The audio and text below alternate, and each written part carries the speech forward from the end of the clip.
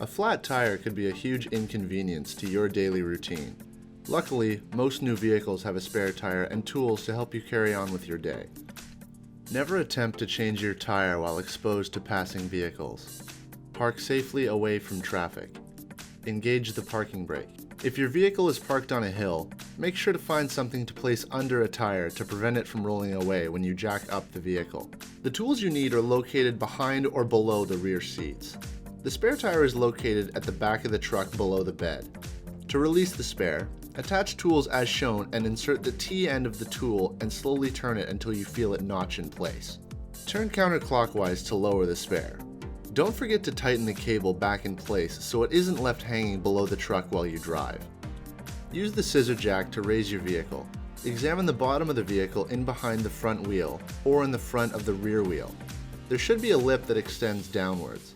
There will be a notch in the jack that fits this lip. Position the jack below the lip. Use your hands to turn the jack until it sits against the lip or jacking point.